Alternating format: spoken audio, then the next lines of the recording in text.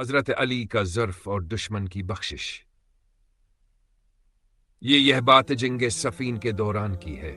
یہ ہوقع تھا جب حضرت علی حق و باطل کے درمیان امامت کر رہے تھے اور میدان جنگ میں موجود ہر قدمان صافہ وردیانت سے اٹھا رہے تھے۔ میدان میں سورج آگ برسا رہا تھا، تلواروں کی جھنکار اور نیزوں کی چمک آنکھوں کو چکا چوند کر رہی تھی۔ ہر طرف گرد و غبار اڑ رہا تھا۔ علی ابن ابی طالب جو نہ صرف میدان جنگ کے شیر تھے بلکہ علم و حلم کے امام بھی تھے، دشمن کے صفوں میں حق کے علم بردار بن کر لڑ رہے تھے۔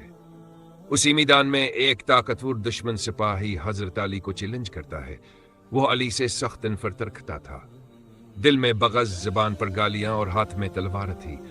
اس نے پوری شدت سے حضرت علی پر وار کیے، لیکن حضرت علی نے ان تمام واروں کو مہارت سے روکا۔ پھر ایک ایسا لمحہ آیا جب حضرت علی نے اسد شمنگ کو زمین پر گرا دیا۔ اب وہ حب بس تھا، اس کی گردن پر حضرت علی کی تلوار رکا سایہ تھا اور موتا سے ایک لمحے کیا دوری پر۔ لیکن پھر ایک عجیب منظر پیش آیا۔ زمین پر گرا ہوا وہ سپاہی بے بسی اور ذلت میں حضرت علی کے چہرے پر تھوک دیتا ہے۔ ایسا عمل دشمنی کی انتہا تھا۔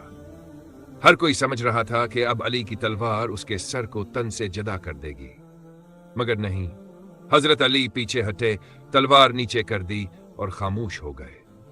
ان کی پیشانی پر نہ غصہ تھا، نہ انتقام، بلکہ سکون اور فہم و فراست تھی۔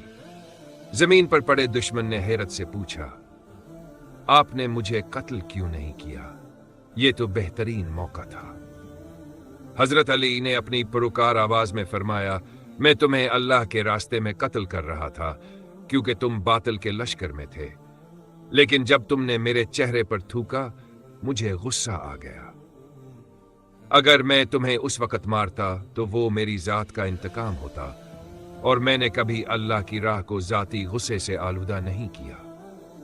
علی اپنے نفس کے لیے تلوار نہیں اٹھاتا۔ یہ سن کر اس دشمن کی آنکھیں نم ہو گئیں، اس کا دل کانپ اٹھا۔ اسے معلوم ہوا کہ جس کے مقابل وہ آیا ہے وہ عام انسان نہیں، وہ تو انصاف، حلم اور تقویٰ کا پیکر ہے۔ اس نے وہیں سجدہ کیا اور بلند آواز میں کہا دیتا ہوں کہ اللہ ایک ہے اور محمد صلی اللہ علیہ وآلہ وسلم اس کے رسول ہیں، اور علی اس دین کے سچے نمائندے ہیں۔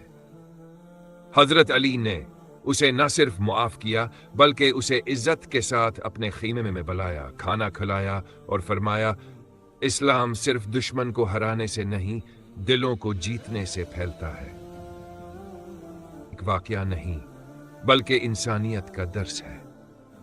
یہ ہمیں سکھاتا ہے کہ اصل بہادری دشمن کو گرا دینا نہیں، نفس کو قابو میں رکھنا ہے۔ اصل طاقت غصے میں جواب دینا نہیں، غصے کو پی جانا ہے۔ اور سب سے بڑی فتح دشمن کو مارنا نہیں، اس کا دل جیتنا۔ حضرت علی کی زندگی ہمیں یہی سکھاتی ہے کہ وہ نہ صرف تلوار کے ماہر تھے بلکہ اخلاق و ظرف میں بھی سب سے بلند تھے۔